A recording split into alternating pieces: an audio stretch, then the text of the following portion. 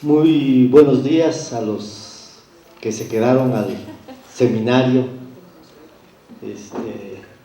Cuando era joven y hacía teatro, me decían que un actor debe actuar aunque sea para un espectador. Y entonces los interesados en el tema son los que seguramente están aquí. Este evento, organizado por el Seminario Permanente sobre Gobernabilidad y Desarrollo Sustentable, bajo el título de Institucionalización de la Acción Colectiva, Gobiernos Comunitarios, Desarrollo Local y Regional,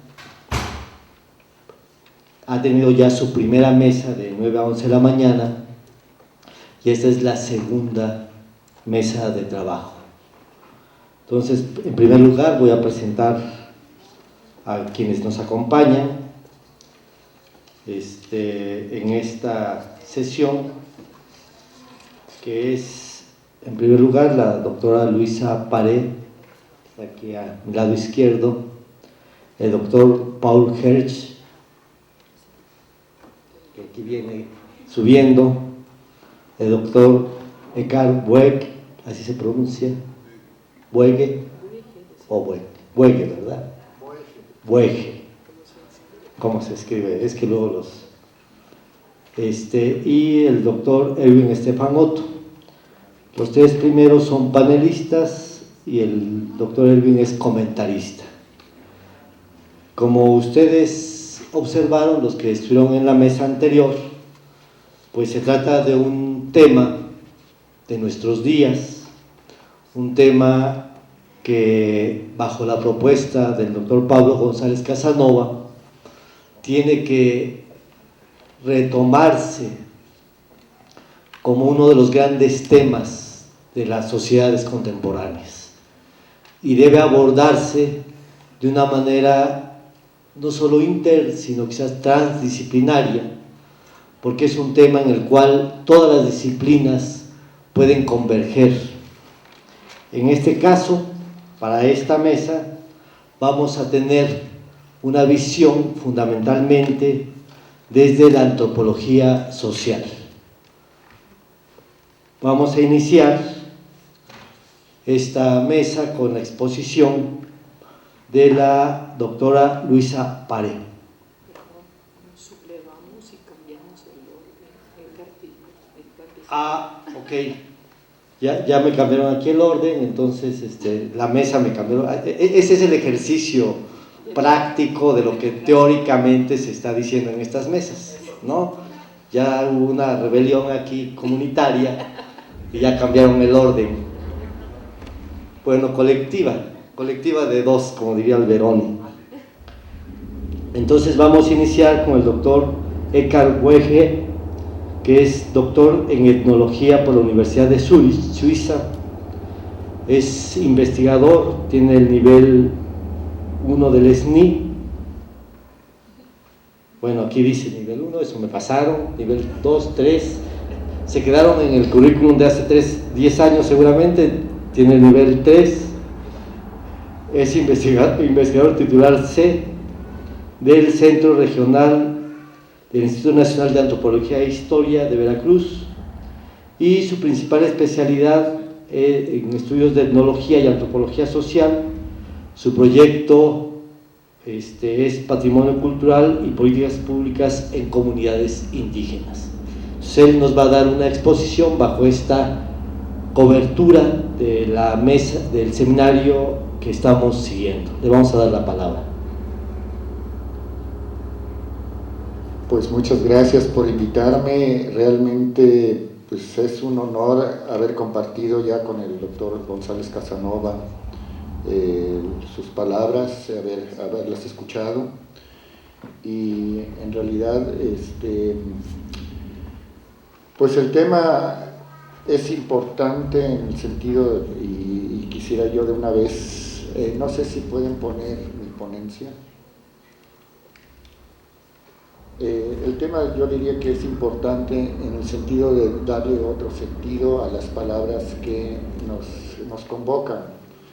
El tema institucionalidad democrático, eje rector del desarrollo sustentable, gobiernos comunitarios como institucionalización de la acción colectiva y el atributo del buen gobierno.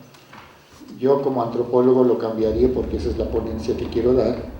Es los bienes comunes de los pueblos indígenas e institucionalidad democrática, eje rector del desarrollo sustentable, gobiernos comunitarios como institucionalización de la acción colectiva y el atributo del buen gobierno en el siglo XXI. Y no sé si se logran ver, puse algunos puntos en rojo. Primero, no se trata de indígenas, sino de pueblos indígenas. Esto es sumamente importante, incluso la Constitución les ha dado el carácter de pueblos, y ahí se amolaron, y van a ver por qué.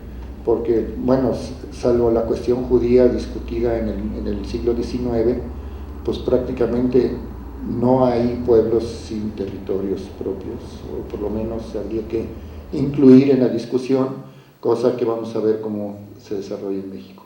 Segundo, desarrollo sustentable. Ya don Pablo decía que hay que cuestionar el concepto de desarrollo, y vamos a ver por qué. Sustentable, aquí hubo ya confusiones teóricas en las presentaciones de los propios rectores, hablaron de sostenibilidad, y alguno dijo hasta de desarrollo, sostenibilidad, crecimiento económico. Esa indiferencia conceptual es muy grave, porque no se trata de eso. Se trata de otra visión de la sustentabilidad, y de esa visión quiero hablar también a raíz de las experiencias campesinas indígenas. Y en el siglo XXI, por favor, no estamos en el siglo XX, estamos en el siglo XXI, con cara a una de las crisis más importantes, y allí también difiero de un poco del concepto optimista que vamos a salir un día de Perló, lástima que no está, para discutirlo en una mesa, en lo que decía sobre estamos en una crisis, pero algo así como vamos a salir. ¿Quién dice que vamos a salir? ¿De dónde se toma que el proceso civilizatorio de la globalización vamos a salir de él? Y allí quisiera yo introducir una diferencia muy importante entre globalización y modernidad. Tratamos las cosas como si fueran desde la modernidad. ¿Y cuál moderno? ¿Dónde estamos en la modernidad nosotros? México, ni siquiera Estados Unidos. ¿Quién está en la modernidad? ¿Qué es eso de la modernidad? Pero desde ese punto de vista se analizan todas las cosas, desde como si estuviéramos así ricamente ubicados en modernidad. La globalización nos da una modernidad, entre comillas, muy imperfecta, y como ella quiere, y peor en México, y entonces eso va a ser un tema importante.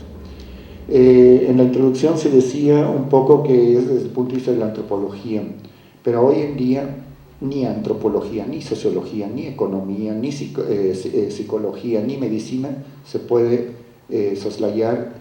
Lo tenemos que analizar desde el punto de vista de la ecología política. ¿Y por qué desde la ecología política? Qué raro, ¿no? Desde la ecología política, simplemente lo que decía el doctor, el penúltimo, el coordinador de la CLET, una cosa sumamente importante y muy interesante. Hoy en día, ninguna ciencia, ciencias físicas, ninguna ciencia, ciencias naturales o ciencias de las nuestras puede soslayar el problema del problema básico que nos dice Lev, de la muerte entrópica del planeta. Y la muerte entrópica del planeta no es parable con la economía verde, con el capitalismo verde, y no es parable ni siquiera por alguna posición que sería, por ejemplo,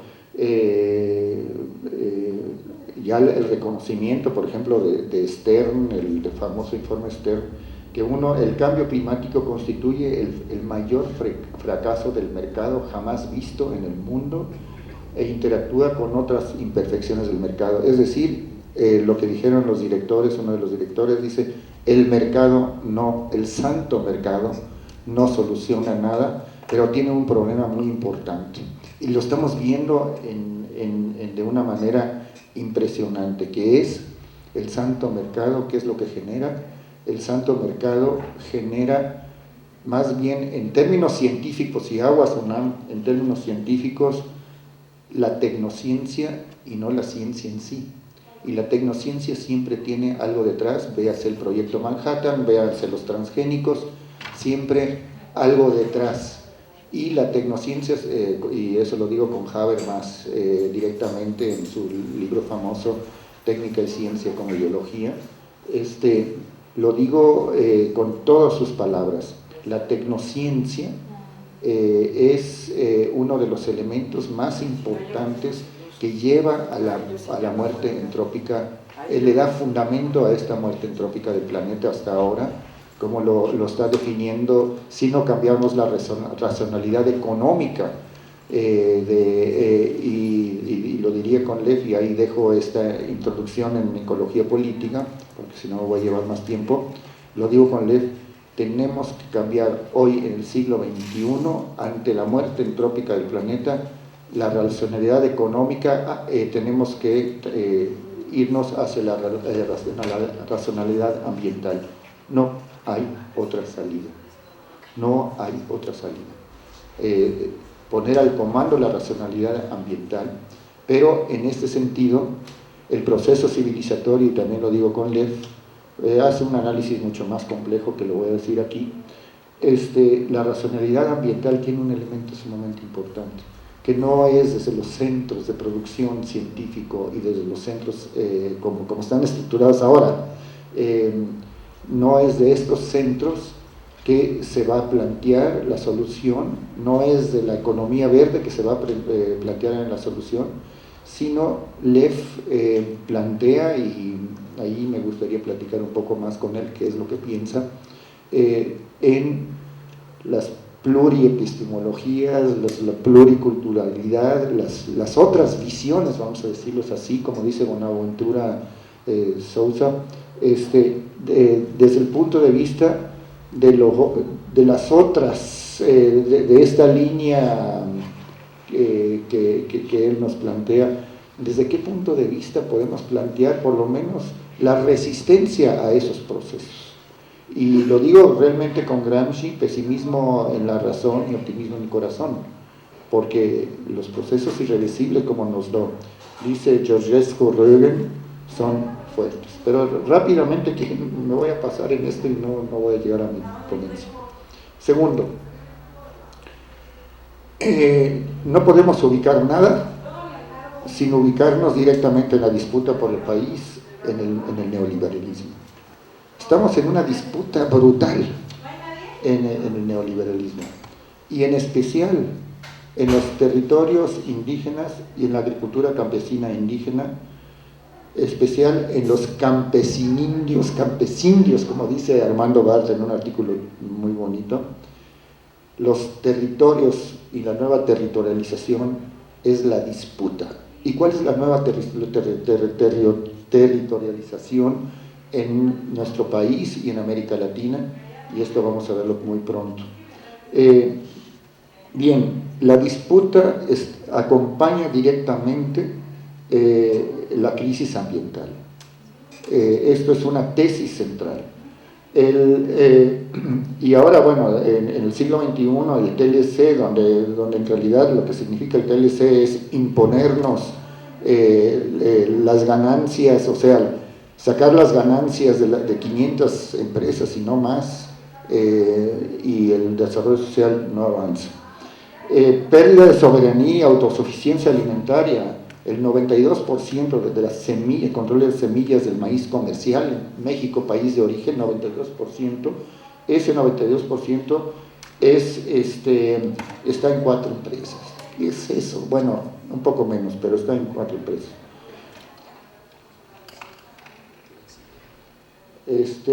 No, o sea, síguele a la otra, perdón. Sí, síguele, perdón, sí tienes razón, disculpa. Ahí estamos. No voy a decir todo lo escrito, yo dejo la ponencia aquí, si la quieren reproducir y subir al internet, pues mejor, ¿no? Porque es mucho texto y es lo más antididáctico que puede uno hacer, pero es para que no se me olviden también, necesito muletas ahí. Entonces, por ejemplo, el concepto de desposesión de Harvey es importantísimo en esta disputa por el país. Yo diría que Rosa Luxemburgo ya nos lo explicó muy bien, pero ahora ya hay que mencionar a Harvey, ¿verdad? Entonces, Harvey es verdaderamente importante en esta disputa por el país y en especial en los territorios de los pueblos indígenas. Bien, en los territorios en disputa, aquí está el crimen organizado con todas sus zonas en donde, pero también las concesiones mineras es verdaderamente impresionante. Yo hice un ejercicio, ustedes lo pueden leer en la Jornada del Campo, hice un ejercicio sobre las concesiones mineras y los pueblos y los territorios de los pueblos indígenas. Entonces el 10% de todos los territorios indígenas está concesionado, y hay mucho más vericuetos en esto porque hay pueblos indígenas que la totalidad de su territorio está concesionado. Por ejemplo, los quilihuas, por ejemplo, también los guarijíos, etcétera. Hay pueblos indígenas totalmente concesionados entre hidroeléctricas y etcétera. Y que decir, en un centro de diversidad biocultural, porque ese es el término que quiero introducir ahorita, está la introducción de los maíces transgénicos. Y no solamente se trata de la disputa ahora de la introducción de los maíces transgénicos, como hemos estudiado, sino ya los han metido, ya sea vía comercialización, pero también vía experimentación en varios puntos, y los puntos negros son los que tenemos registrados hasta el 2008, creo, ¿no? Los puntos negros que ustedes ven aquí. Entonces, es una disputa por el país, los maíces. ¿Y saben de qué se trata de la disputa por el país? Que Monsanto quiere controlar 200.000 toneladas de semillas de maíz.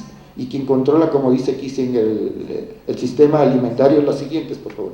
El sistema, perdón que se me olvida. Esas son las concesiones y esos son los puntos negros. Bueno, eso es lo que yo sigo diciendo, pero bueno, lo que quería decir aquí es, por ejemplo, las concesiones mineras en la Sierra de Puebla, que lo he estudiado ahorita un poquito más. Lo verde son territorios indígenas y estas son las asignaciones mineras en donde se incluye el petróleo y el fracking. Y entonces esto está espeluznante. O sea, la disputa del país y la privatización es la entrega y la fragmentación del país de una manera importante. Este es el país entregado a las transnacionales, son las concesiones mineras. La siguiente está bien, perfecto. La siguiente, por favor. Estos son los puntos en donde pretenden, en la Sierra de Puebla, donde están los campesinos indígenas, hacer sus hidroeléctricas. La siguiente. Y esto es una de las funciones más importantes. Esta es la Sierra Tarahumara, los territorios de los tarahumaras. Y abajo ven, en la parte de abajo, en las rayitas, son los sistemas de riego para la exportación, de la alta exportación de maíz en Sinaloa. Entonces, ¿cuál es la relación entre la producción de agua y el sistema de riego en Sinaloa? Nulo. Relación práctica toda, pero relación, diremos, organizativa, de alguna manera, cero. Y eso es, diremos, el listado, el siguiente por favor, el listado hasta la derecha, el porcentaje de los territorios indígenas que están concesionados hasta la mano derecha.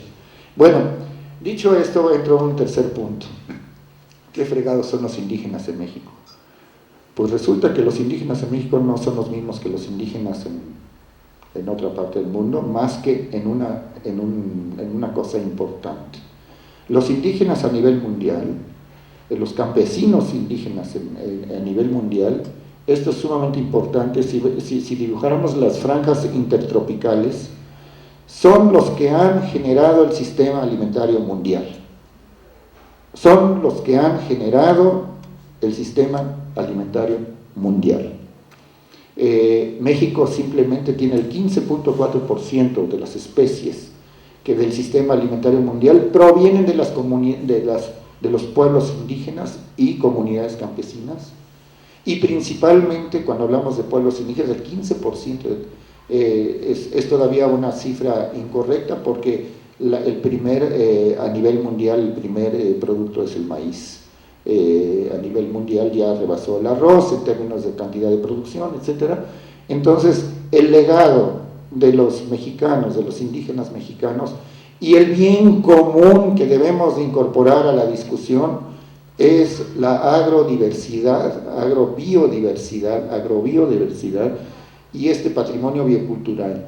Y los territorios en donde hoy en día se sigue discurriendo este proceso de domesticación, y ahorita entramos en ella, la siguiente, por favor, eso, perfecto, ese proceso de domesticación, esto es sumamente importante decirlo, este proceso sigue presente.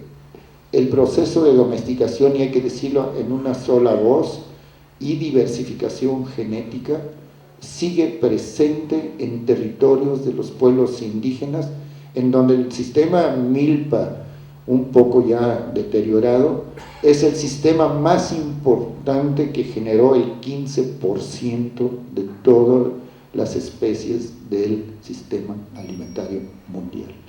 Entonces, esto es sumamente importante. Y en México, indígenas quiere decir participar de una trilogía. Ustedes saben, no lo necesito repetir, México es un país mega diverso, no lo voy a explicar por qué. 10% de todas las especies superiores, de plantas superiores, vasculares superiores, provienen de México, el 10% en este paisito México.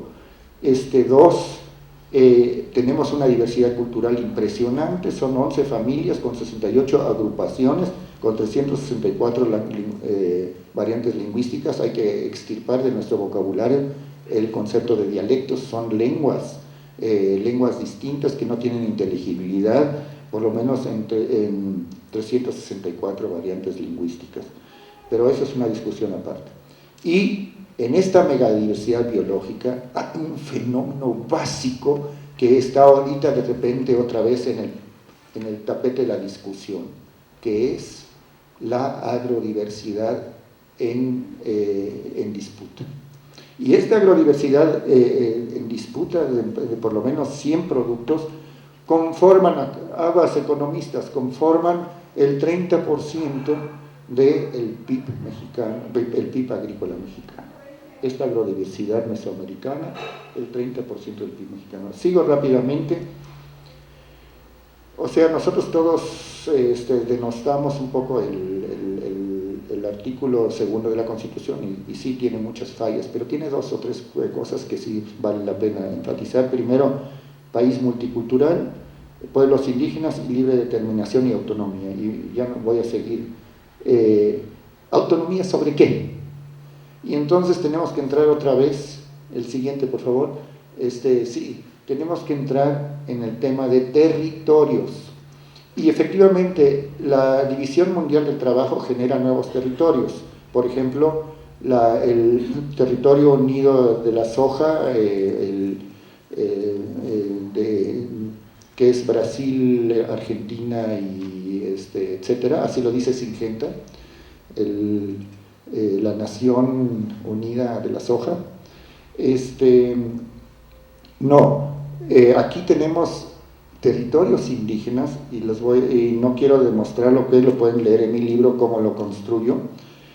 Y entonces hay una contradicción muy interesante que hay que manejar, que hemos manejado en antropología muchísimo, pero que hay que repensar. ¿Qué fregados son las regiones? Las regiones socioeconómicas, dónde están sus límites, etcétera. ¿Qué fregados son los territorios? ¿Qué son las territorialidades dentro de los territorios? Y ahí también tengo una observación a la convocatoria, que no se trata de el cambio en los municipios nada más, si se trata de indígenas, se trata de territorios en donde hay municipios y partes de municipios y comunidades que a lo mejor pertenecerían más al pueblo celtal o tzotzil, que al municipio de San Cristóbal de las Casas, aunque administrativamente tengan esa división. Y entonces se trata más bien de construir regiones, territoriales y municipios y tierras, porque no se puede diferenciar una construcción desde abajo, y es justamente el tema de esta conferencia. No quiero discutir más el territorio, lo pueden ver, pero este es el concepto de territorio en 169, que yo me baso en la siguiente, por favor. No, anterior, ese. Ese es la definición del 169 y que sí cabe más o menos en lo que yo estoy planteando como territorios indígenas. El siguiente, por favor. Bueno, y esta es la geografía que no nos la enseñaron ni en la primera secundaria ni preparatoria. Esta geografía son realmente espacios territoriales en donde viven actualmente los indígenas concentradamente. Es el núcleo duro. Eso no quiere decir que no haya indígenas afuera, sino es el núcleo duro donde en cada uno de estos espacios que están en colores hay la siguiente, por favor. En cada uno de esos espacios son como el 80% de los territorios de los pueblos indígenas. Bueno, y este mapa es uno de los mapas más queridos por mí. Todos esos confetis que ven, todos esos puntos, son puntos en donde se han recogido los maíces nativos. Los maíces nativos, en donde cada punto, y échense ese trompo a la uña para decirlo coloquialmente, cada punto significa una experiencia de 300 a 350 generaciones de abuelas y abuelos que han domesticado, seleccionado, adaptado al maíz en toda la República, y se usa en toda la República. Entonces, que no vengan con cuentos que hay zonas excluibles para sembrar transgénicos. En todo México es centro de origen y diversificación del maíz, y lo central de esto es que fueron y son generados hablo en presente, por los pueblos indígenas y comunidades campesinas locales.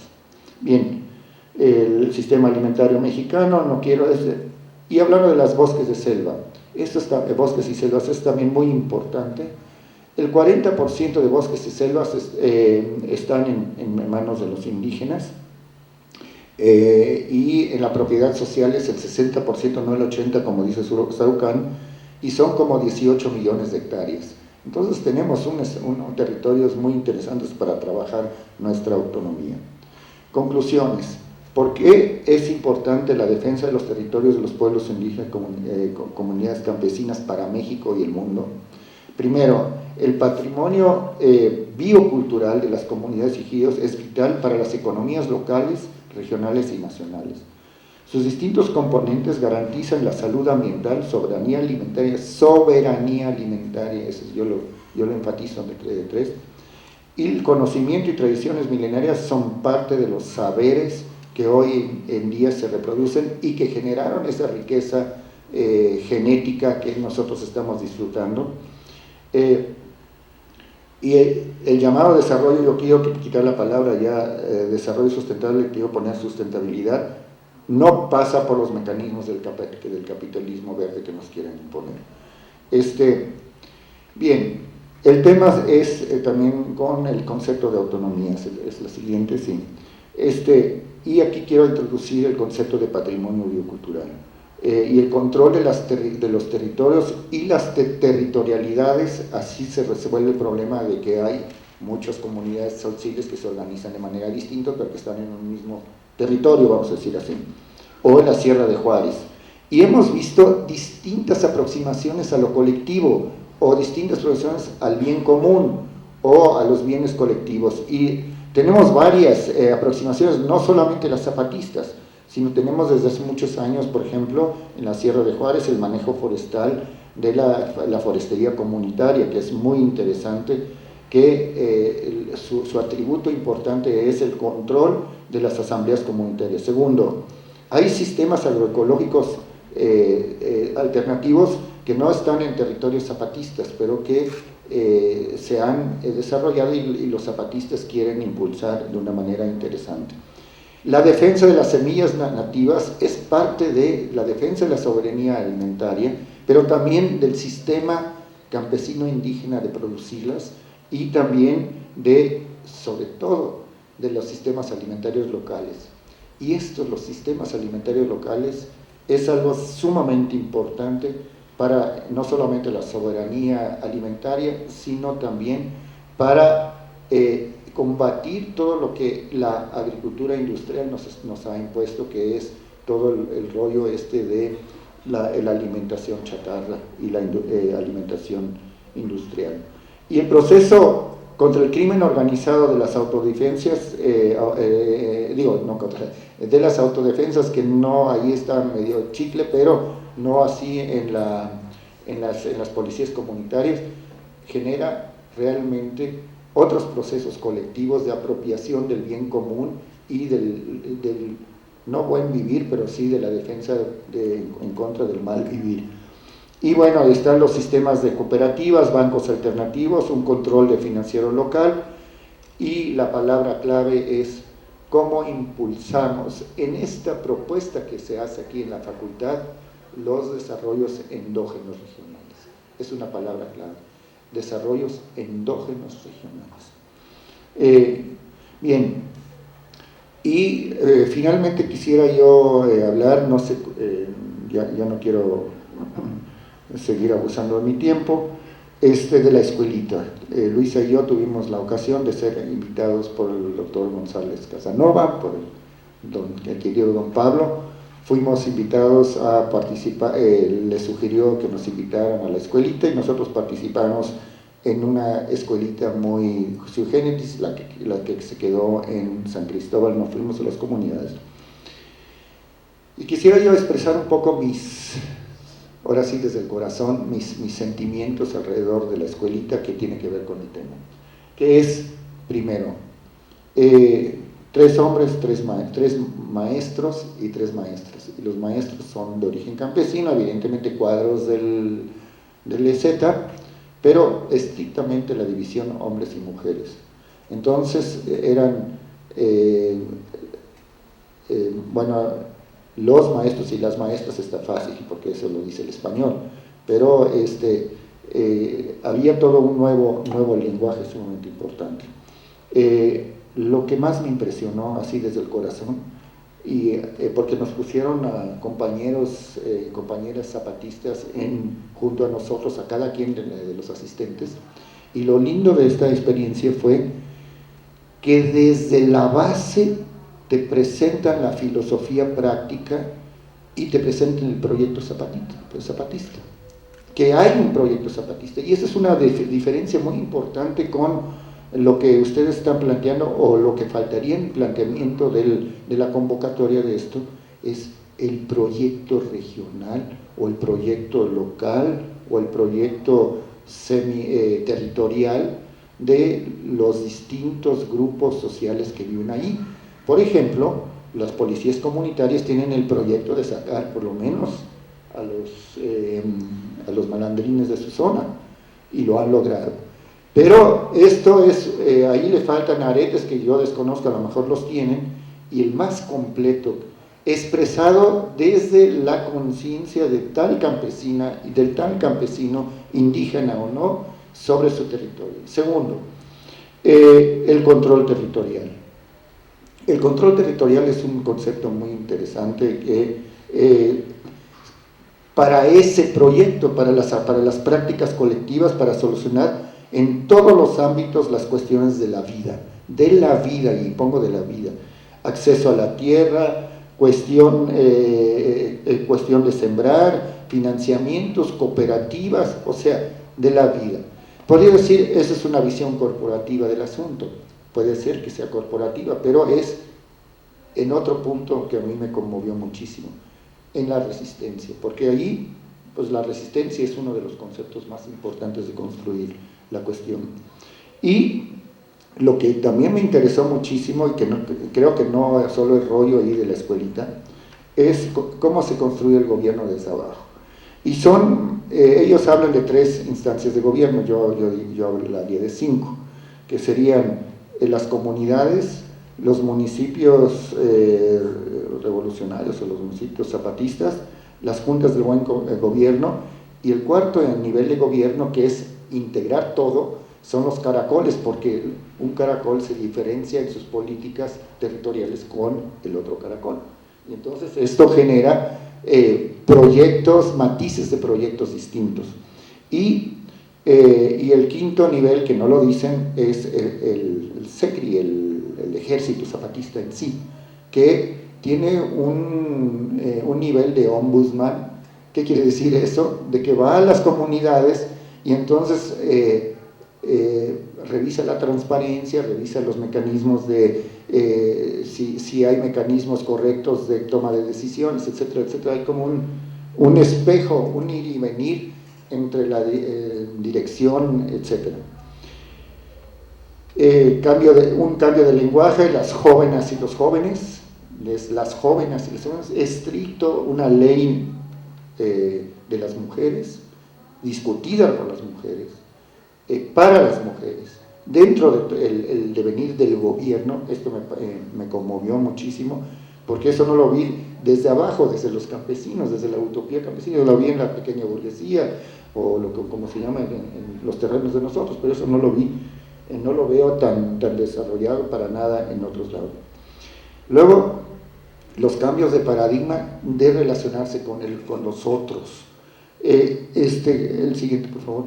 Y ese cambio de paradigma es muy interesante. ¿Quiénes son los que no son zapatistas y que viven en la zona zapatista? Son los hermanos partidistas. O sea, entonces hay una cosa muy interesante que ustedes pueden leer, un método muy interesante de cómo estudiar el mito, no en la forma coloquial de decir el mito, sino cómo estudiar el mito como creación de identidad. Y entonces hay todo un discurso en los zapatistas del antes, el ahora y el mañana. El antes, bueno, muy antes, pues la luminosidad de la cultura maya y no sé qué. El antes menos mediato es que ahí vienen los malos españoles y los finqueros, confunden mucho pero no importa, la colonia con los finqueros, pero bueno, esos vienen un poco más tarde. Y bueno, y dicen, y el siglo XX fue un avance muy importante porque se crearon ejidos y comunidades, pero es el mal gobierno que lo transformó todo, y entonces incluso las ejidos y comunidades, porque entre paréntesis, no hay país en el mundo que donde la tierra está, la mitad de la tierra está, el bien común está repartido.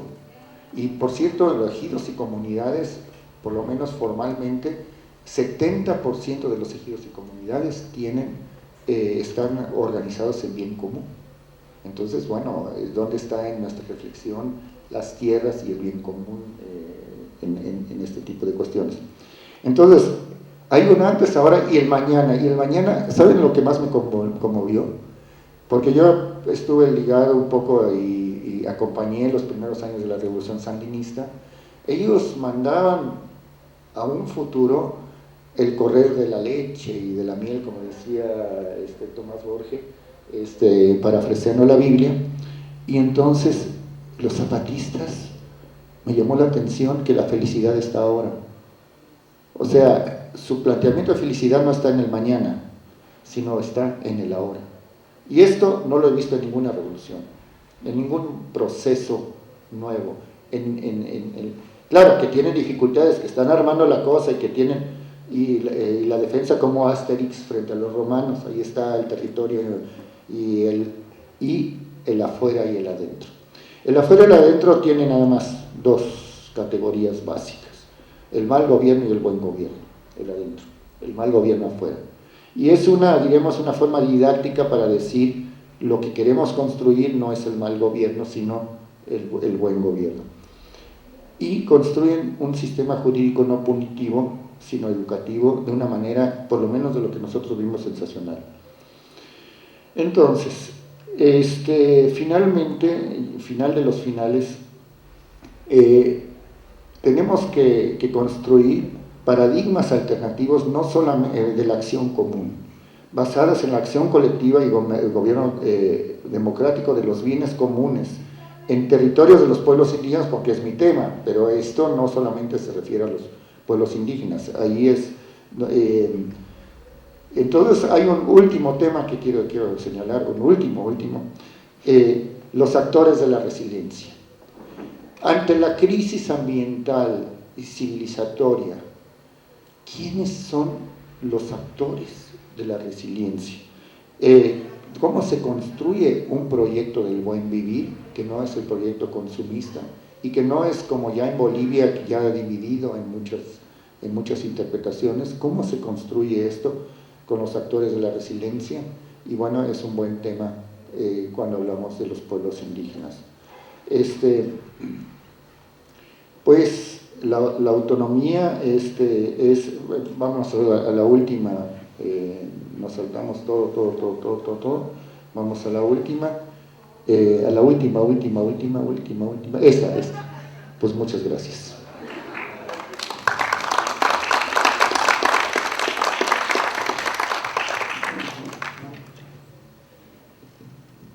Pues muchas gracias al doctor Edgar Buege.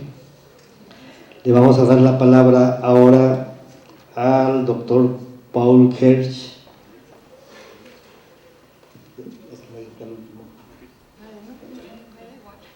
Ahora yo ya puse el desorden, pero no, ahora ya se aguanta. Ahora va el doctor Paul Hersch, quien es doctor en Ciencias Sociales y Salud por la Universidad de Barcelona, y también es investigador en el área de Antropología Médica y Etnobotánica en el Instituto Nacional de Antropología e Historia. Le vamos a dar la palabra. Yo voy a hacer una presentación que no es la exposición de todas las diapositivas por razones de tiempo, pero sí quiero hacer una primera ubicación de este trabajo en relación con lo que se presentó en el momento de abrir el seminario, y tiene que ver justamente con esta discusión en torno a cuáles son los posibles derroteros que puede tener el trabajo en torno a la autonomía y al asunto de la vinculación de las universidades y de la revisión inclusive de los planes de estudio, que nos han comentado que es un proceso que está en la facultad. En principio, yo de origen de mi formación soy médico, entonces pues me complace estar aquí en esta facultad porque es innegable que una vertiente significativa de la misma medicina tiene un carácter precisamente social y político, aunque no sea reconocido sistemáticamente así. La que sigue, por favor. Yo dividí la que sigue, la exposición, aquí nos quedamos en dos partes, una fijando algunos principios generales y luego narrando algunos elementos de la práctica. Esta imagen no es un montaje, es una imagen real tomada de un hospital en uno de los muchos esquinas del México profundo, y vemos aquí, yo la elijo porque retrata perfectamente las contradicciones que se están viviendo actualmente. La que sigue, por favor. Entonces, en esta primera parte, en los elementos de referencia, la que sigue, recordaré una frase del controvertido Manuel Gamio, pero que dice: si la ciencia no sirve para resolver problemas, entonces no sirve para nada. Nos pueden tachar de utilitaristas con esto, pero en parte así lo vemos. ¿Cuáles son nuestros elementos de referencia? Bueno, primero recordar que la salud tiene una dimensión social sustantiva, el concepto fundamental de daño evitable, porque el concepto de evitabilidad implica la toma de medidas, la salud ligada con la atención y la enfermedad con la desatención implica la necesidad de analizar también cómo es que se ejerce y se genera la desatención a diversos niveles, la diversidad de respuestas ante la enfermedad como producto de la diversidad biocultural. Un elemento que me parece referencial en estas reflexiones, que es el de la colonialidad, como dispositivo patogénico estructural, y luego la dimensión sanitaria de la autonomía, y en este panorama pues de la decolonialidad de la que se habla. La que sigue, por favor. En principio, la que sigue, tenemos que pues, la salud es una dimensión esencial de la vida, está determinada por supuesto en gran parte por las condiciones sociales, y bueno, a diferencia del modelo dominante de medicina, en los hechos el elemento fundamental no es solamente el biológico. La que sigue. En este proceso importa mucho un ejercicio de contextualización, que es lo que haré con varias imágenes. La que sigue, por favor. Por ejemplo, aquí hay una caricatura del roto, donde el sujeto que está encamado dice: no necesitamos que inventen nuevos fármacos, sino que nos dejen vivir de otra manera. Y creo que es muy significativa porque precisamente abarca una de las crisis que se están viviendo. No tenemos permiso para vivir de una manera salutogénica o saludable. La que sigue. Por supuesto, estos polvos que se venden todavía en los mercados, polvos mágicos, ¿verdad? Uno de la izquierda dice: quiero trabajo pronto. El de la derecha es una mujer que domina al marido. Pero nosotros sabemos que la lucha contra el desempleo o la emancipación, digamos, de la mujer no se resuelven con polvos mágicos. Hay un problema de soslayar la dimensión estructural de los problemas, no solamente en el ámbito de los servicios públicos, sino desde la formación misma universitaria. La que sigue, por favor. Entonces, esta que es otra imagen que me sirve de apoyo, pues ustedes pueden ver a un paciente de pie, sin rostro, y el médico está llenando la ficha. Y la paciente dice: mándeme algo que no le haya recetado a usted los laboratorios, doctor. Y él dice: no hay. Esta no es un artificio, esta es una situación cotidiana donde nos habla de la pérdida de autonomía del mismo cuerpo médico y de una situación estructurada difícil de trascender por todos los elementos que están detrás. La que sigue, por favor. Esta es una imagen de un medicamento que se llamaba Gastrocura Mayo. Es una imagen de una publicidad de esta empresa mexicana del 34, del siglo pasado, y nos parece actual porque tenemos aquí a un cirujano químico perfectamente aséptico, no hay paciente, el medicamento es un polvo negro que se coloca en el cardias de ese estómago, ¿verdad? Entonces, aquí vemos ejemplificado este proceso de cómo se descontextualizan los fenómenos para manejarlos de una manera funcional al estado de cosas actual, ¿no? La que sigue, por favor. Vemos, por ejemplo, que el paciente no es un estómago, por supuesto, y estas reducciones de la realidad son operativas. Este es el problema, esta no es una anécdota. La que sigue. Esta es una imagen actual publicitaria de la industria farmacéutica. Y ustedes pueden ver a esos nadadores que están salvándose de ser ahogados. La pregunta es: ¿por qué no saben nadar? Por una molécula, que es a su vez una mercancía. Los médicos están con su bata blanca salvando a ese sujeto que no tiene adscripción de clase, no tiene adscripción cultural, no tiene adscripción laboral, no tiene nada de eso, es simplemente un elemento más en este fenómeno. Tampoco esto es casual, esto reproduce una imagen dominante todavía. La que sigue, por favor. Entonces, ¿cómo podemos despojarnos de estas orejeras que nos tienen, o más bien tapaderas de ojos? La que sigue. Pues en el proceso de descontextualización tenemos a esa imagen. El paciente, por cierto, la palabra no viene de que sea paciente el paciente. Nosotros sabemos que los pacientes no son precisamente pacientes. Viene de la palabra padeciente, de padecer. No es lo mismo enfermar que padecer, no es lo mismo enfermedad que padecimiento. Entra toda la dinámica del sujeto vivo ahí. Esto también ha sido escindido.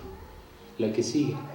Entonces, ese estómago tiene la ocurrencia de pertenecer a un ser vivo, y está relacionado con otros órganos mediante la sangre, los nervios. Es decir, ese estómago tiene una irrigación, tiene una inervación, forma parte de un todo. La que sigue, por favor. A su vez, otro nivel de la dimensión del contexto es que ese ser vivo forma parte de una comunidad y de un sistema ecológico y social, o sociocultural. La que sigue. Entonces, de esa dinámica se ha estado hablando tangencialmente en la inauguración de este evento, la que sigue. Y bueno, la salud es un asunto eminentemente relacional, es una dimensión esencial de la vida que se encontraría entonces determinada por las condiciones sociales. No digo nada nuevo, pero es preciso repetirlo. La que sigue. La calidad del sistema de relaciones interpersonales e intracomunitarias es determinante para la salud de los individuos. O sea, hay que redefinir a qué le llamamos salud. La que sigue. Un escenario fundamental es el trabajo en el trabajo de la salud se encuentra presente en las dinámicas colectivas de las comunidades, y la última, la resolución de esos problemas pasa necesariamente por un enfoque preventivo, no solo en una perspectiva individual, sino también colectiva. Se hace mucha retórica en todos estos temas, me pesa decirlo, tal vez uno participa en este fenómeno, pero la retórica no va a resolver nada. Entonces es un poco el espíritu que siento que anima, que nos ha comentado don Pablo González Casanova, en el sentido de que ya estamos un poco intoxicados de la retórica y necesitamos ir a otra cosa. La que sigue, por favor. El concepto de daño evitable es importante, la que sigue. ¿Por qué es importante? Pues porque para empezar tenemos dónde se ubica el primer abordaje en la resolución de los problemas, pues en evitarlos, evidentemente. La que sigue. Es una noción estratégica, porque la evitabilidad implica una intervención. La usamos como referente en los trabajos de educación sanitaria. Nos importa lo evitable porque lo inevitable es eso, inevitable. La que sigue, por favor. Entonces, ¿de dónde vienen los daños a la salud? ¿Cómo se pueden evitar aquí y ahora? ¿Quién los puede evitar? ¿Qué necesitamos para ello? La que sigue. Este contexto, otra vez, de salud-enfermedad a diversos niveles implica reconocer las condiciones de vida que llevan a la salud o que llevan a la enfermedad, la que sigue. ¿Cuáles son esas condiciones en esta comunidad, en esta colectividad, la que sigue? Y luego llegamos a la atención y a la desatención, la que sigue, por favor. Es decir, hay una dinámica, no solo salud-enfermedad, hay una dinámica atención-desatención, la que sigue. ¿Cuáles son las condiciones de atención o desatención concretas y cotidianas de las que estamos hablando? La que sigue. O sea, la salud tiene, la atención tiene muchas dimensiones, ¿verdad? La que sigue, por favor. La salud está vinculada con las dinámicas de atención, la que sigue. La persona se atiende, la familia atiende, la comunidad atiende, la sociedad atiende, ¿verdad? Y la enfermedad, la que sigue, pues también está vinculada con la desatención, pero la desatención no es un fenómeno estrictamente individual, la que sigue. La persona se desatiende en los hechos, la familia desatiende, la comunidad desatiende y la sociedad desatiende a través de las políticas públicas, etcétera, la que sigue, por favor. Entonces, esta dinámica también es importante subrayarla, la que sigue. ¿Cómo nos atendemos y cómo nos desatendemos? La que sigue. Esto deriva no en una consideración más, sino en elementos que se integran en los programas de capacitación y de educación sanitaria. ¿Cómo se distribuye el daño evitable en mi comunidad? La que sigue. ¿Cuáles son las condiciones de atención y desatención a su diverso nivel? ¿Cómo se distribuye esa atención y desatención de manera diferencial, ¿verdad? ¿Y de dónde viene la atención y la desatención? Por ejemplo, ante el fenómeno de la migración, nosotros sabemos que muchos de los sicarios provienen de familias en las cuales los padres se fueron del país o el padre se fue del país. Muchos de ellos son educados, entre comillas, por los abuelitos. Estos son focos rojos de desatención, por ejemplo. La que sigue, por favor. Y no traigo nada en contra de los abuelitos. La atención y la salud no se distribuyen parejo. Entonces, esta es parte de la reflexión, la que sigue, que implica esta distribución diferencial de oportunidades, la que sigue. Sí, seguimos. Y bueno, hay quien tiene acceso a oportunidades y hay quien no las tiene. Entonces es parte de que hay gente que se enferma más y se muere de antes, y esto se ve, por ejemplo, lo vamos a ver más adelante, en visitas a un cementerio. ¿Cuáles son las nuevas tumbas? Parece un ejercicio necrófilo, pero no, se trata de ubicar en un territorio determinado y con todo respeto qué tumbas de esas no se debían de haber hecho. Los niños, en este planteamiento de una epidemiología incluyente, no de una bioepidemiología, sino de una epidemiología sociocultural, las representaciones de la salud y enfermedad son importantes a diversos niveles, como esta que implica cuál es la definición de salud para un escolar, la que sigue.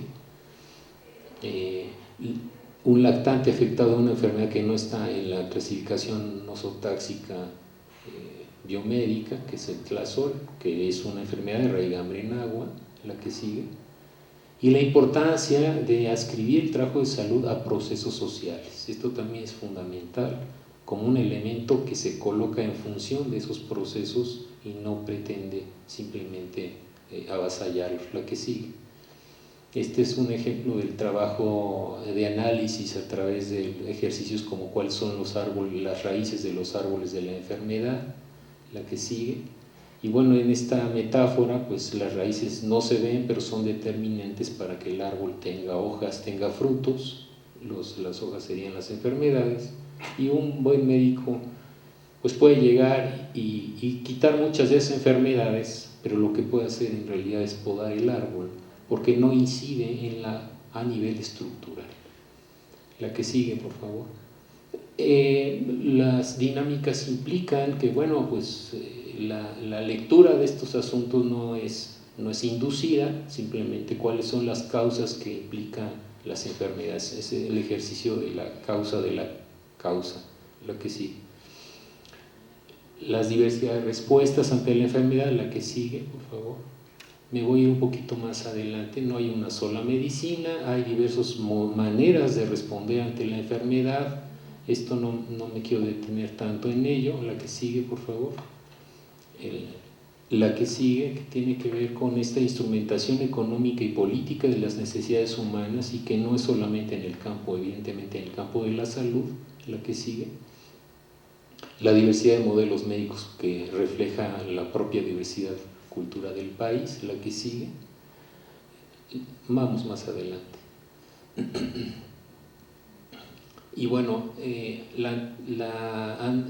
lo que quiero aquí señalar también como referente, que me parece importante, y es una línea de reflexión muy de América Latina, muy actual, que también tiene en sus ideas seminales aportaciones del doctor González Casanova, es el término o la inflexión, la corriente de pensamiento en torno al concepto de colonialidad, que en este caso se puede considerar como un dispositivo patogénico estructural en nuestras sociedades latinoamericanas. La que sigue.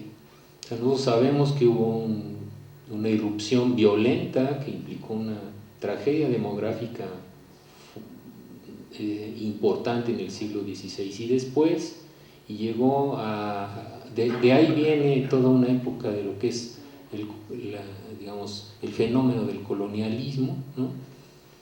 Pero la colonialidad es un fenómeno que es ya más bien un dispositivo de poder, que no implica la estructuración del dominio militar o administrativo, sino algo que va más allá. Es simplemente asumir como naturales las jerarquizaciones que heredamos de ese momento, la jerarquización de personas, de territorios, de saberes, de subjetividades, que marca mucho de este fenómeno. La que sigue, por favor. Entonces, esta imagen, por ejemplo, un choque que no termina, y esto lo vemos expresado claramente en la exposición de Eckhart, la que sigue. Hubo todo este fenómeno de acabar con las colectividades, la que sigue. Y la herencia de todo esto está presente y es muy dinámica, la que sigue, por favor. Si aquí vemos una imagen que también usamos en las dinámicas de educación para la salud, de ubicar en dónde está la persona que está viendo la imagen, a quién se parece el monaguillo en forma de alcancía, o la alcancía en forma de monaguillo más bien, cuando se ve un anuncio de los niños que les cambian pañales en la televisión, pues hablamos de todo este asunto de la lucha de culturas y de la hegemonía de unas sobre otras, que también se expresa en la medicina. La que sigue, por favor. La figura del tipo que sabe y llega e implanta un modelo que sigue siendo dominante ahora. La que sigue, por favor. Y bueno, cómo está distribuida diferencialmente el daño evitable. Aquí tenemos una gráfica donde vemos cómo justamente Chiapas, Guerrero, Veracruz están en ese momento con la tasa de mortalidad materna más alta y el gasto per cápita en salud más bajo. Esta es una realidad evidenciable de manera cuantitativa. La que sigue, por favor. También esta distribución de territorios, aún habiendo diferencias internas, existe una marcada distribución de lo que son el acceso a las oportunidades y los servicios. La que sigue. La jerarquización artificial de territorios como un rasgo de colonialidad. La que sigue, por favor. Y bueno, entonces aparece, digamos, la jerarquización propia de la colonialidad a la que yo me refiero implica varias facetas. La que sigue, por favor. O sea, se ha referido mucho que esta colonialidad sería el lado oscuro de esa modernidad que en muchos casos ha sido, como decía Carto, un espejismo, pero es un patrón de poder que va más allá de la dominación político-administrativa característica del colonialismo. La que sigue. Legitima las diferencias entre sociedades, sujetos, pero además también entre conocimientos, es decir, hay saberes que son conocimientos científicos y otros que son creencias, porque son portados por sujetos de segunda, porque son portados por subciudadanos en la práctica. La que sigue, por favor. Entonces, persiste esta necesidad de subvertir esa colonialidad en diversos frentes de manera articulada, que yo pienso que es parte de este esfuerzo a nivel de las exposiciones. La que sigue, por favor. Entonces, esta manera de operar tiene una vertiente en términos de salud que es importante incorporar. La que sigue, por favor. Claro, hay esta descalificación de las explicaciones, de las lecturas del mundo que son del otro. La que sigue. Hay la pretensión de un conocimiento universal, sin sujetos, sin historia, sin relaciones de poder, desde ningún lugar, ¿verdad? Deslocalizado, que es el que domina todavía mucho de los planes de estudio en las universidades. La que sigue. Y bueno, esta jerarquización tiene diversos escenarios relevantes para la salud también. La que sigue, por favor. Entonces, esta jerarquización de la que estamos hablando incide en este eje de desatención a enfermedad. La que sigue, por favor. Y trae a colación este tema, este término de Sousa Santos, de las ausencias progresivas.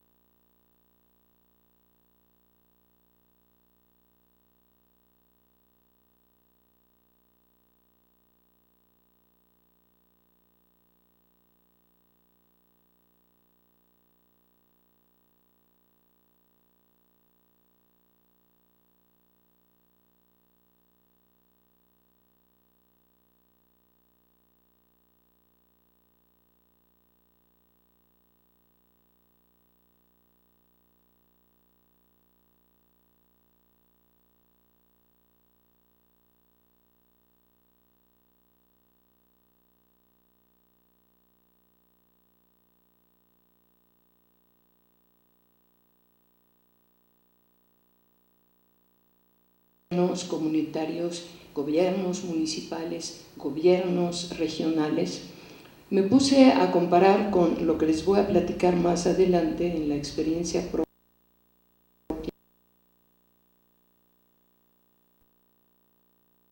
Un levantamiento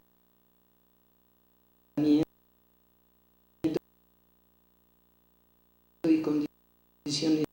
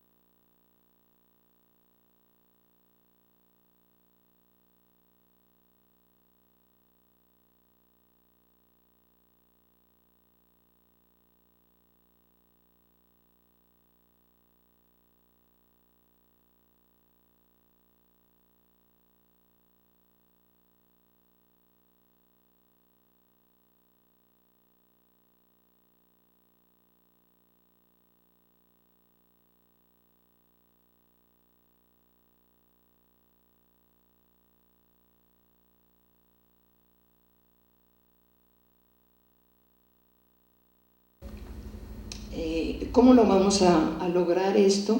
¿Y qué entendemos por institucionalización de la acción colectiva, ¿no? Hay una tendencia en muchos